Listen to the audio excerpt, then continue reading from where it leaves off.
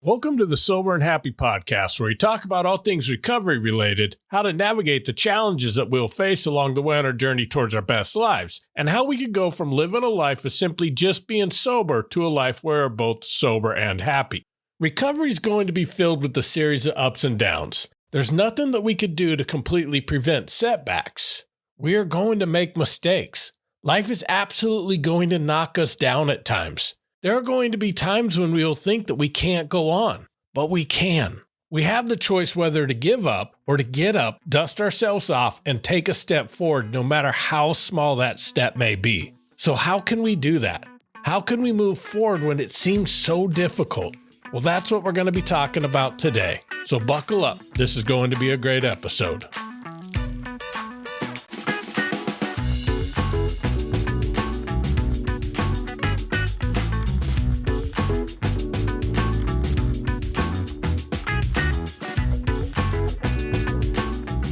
Welcome back.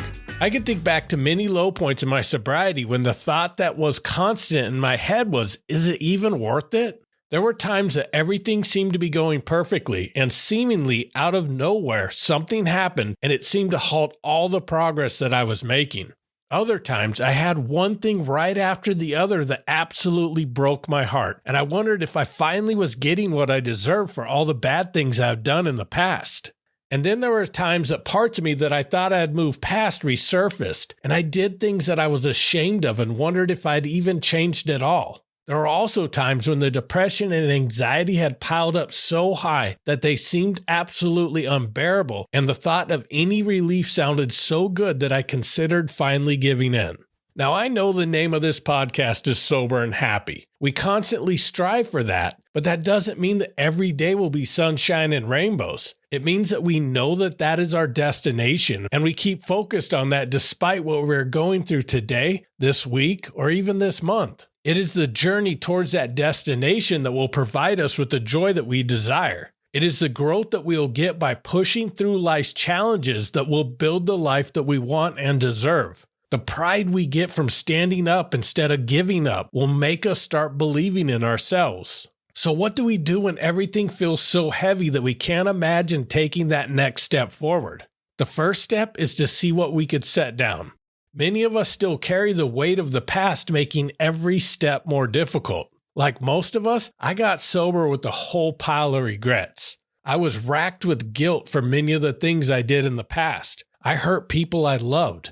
I crossed many lines I swore I never would. I did things that I swore I would never admit to anyone. I was absolutely ashamed of the person I had become. I carried much of that for a long time, and honestly, I still carry some of it today. Things I thought I set down still pop up, and things feel heavier again. We don't have to carry the past with us. We may not be proud of what we did, but no amount of trying to wish it away will change the past. All we could do is work towards healing so that we no longer carry the burden. The only way I found to do this was to face what I had done. This didn't mean dwelling in guilt and shame by constantly thinking about it, but acknowledging it and fixing what I could. If I owed money, I made plans to pay it back. If I owed an apology, I didn't put it off anymore. With each dollar that I paid back and each time I sat down with someone and said, I was wrong and I'm sorry, the burden that I carried got a little lighter. Was it easy? Not at all. The first time I went to face someone for something that I did, my anxiety level was so high I honestly thought I was going to have a heart attack, but I still did it. Did they all go well? No. But looking back, not only was it not even close to as bad as I had imagined, but each time I did it, it got a little easier, and I started feeling less ashamed about my past. And here's the best part. I could start to feel myself changing and becoming less and less of the person that I used to be. So when suddenly something from the past popped into my head and punched me in the gut, instead of letting it knock me down, I could tell myself I'm not that person anymore and keep moving forward instead of letting memories of the past pull me back. But what do we do when something happens today that sets us back so we don't completely give up? The quickest way to not give up after a slide backward is to take a step forward. I could tell you that when things get really hard, I often want to sit down and rest. I'll tell myself I'll rest for only a minute. The problem is that minutes often turn into days, even weeks or months if I'm not careful. And even though I thought I was just resting in the same spot, I found myself much further back than when I started by the time I decided to get back up. It is really easy to slide back when we're not careful. Now, I'm not saying that we should never rest or take time for ourselves. I'm talking about when I just give up and do nothing. I'm going to get real with you guys here. For the last couple of months, I've been struggling with some levels of depression and anxiety that I haven't experienced in a while. If you follow me on social media, you may notice that my posts have been a little sporadic. That was me making the choice on many days to do nothing. The result of that was me continuing to slide deeper and deeper into the hole. We do not have to take drastic steps to stop sliding backward. We don't have to try to go instantly back to everything we're able to do before we started the slide. All we have to do is take one step forward, no matter how small that step is. For me, that was making the decision to get off the couch and take a walk one night. When I'm feeling down, I often fall back into my habit of looking for distractions. Although I no longer reach for the bottle anymore, many nights I was simultaneously watching TV, eating crappy food, and scrolling through my phone. I was in the middle of that one evening and finally decided to take a walk instead.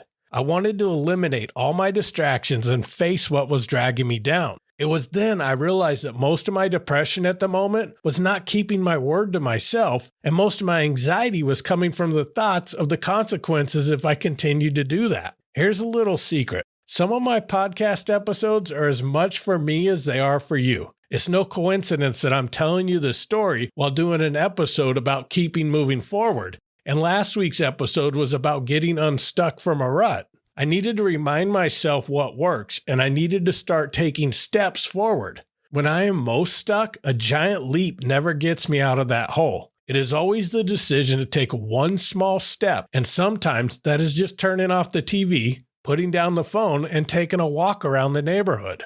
The last thing I want to discuss is how to move forward when we make a big mistake. Maybe it is doing something we're ashamed of when we're sober, or giving in and experiencing a relapse.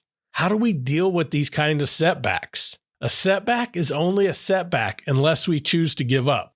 If you relapse, you choose whether you're going to use that as a learning experience or an excuse to keep drinking or using. I know in my past attempts to get sober, the first thing that followed that first drink was me telling myself, well, I already messed up, so why stop now?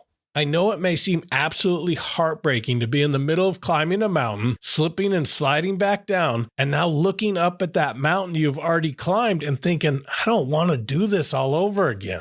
Once that slide ends, it is really easy to notice how much easier it may seem to give up and walk down the rest of the hill instead of climbing back up it again.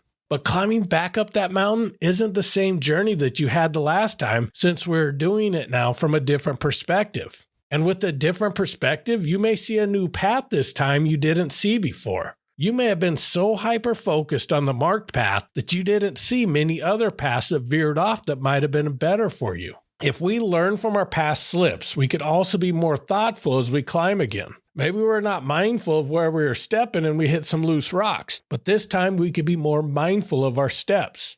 And we're going to be stronger than we were before. Sometimes going back helps us build the strength to face some of the tougher obstacles.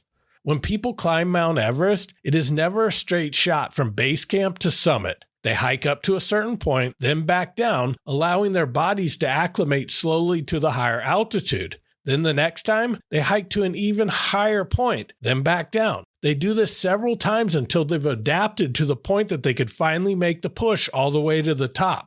Now, we don't have to move forward, backwards intentionally, and forward again like they do to climb Mount Everest. Those setbacks are going to happen. That is life. The key is that we gain the strength to climb higher each time with each setback. But we have to make the choice to keep moving forward. Moving forward doesn't mean ignoring the past or pretending it didn't happen. It's about accepting our history, learning from it, and using those lessons to propel ourselves into a better tomorrow. With each step forward, we will gain strength and resilience. No matter how small that step is, it brings us closer to a life of freedom, joy, and fulfillment. Thank you for listening to this episode, and I hope you enjoy the podcast. Now here's your weekly challenge.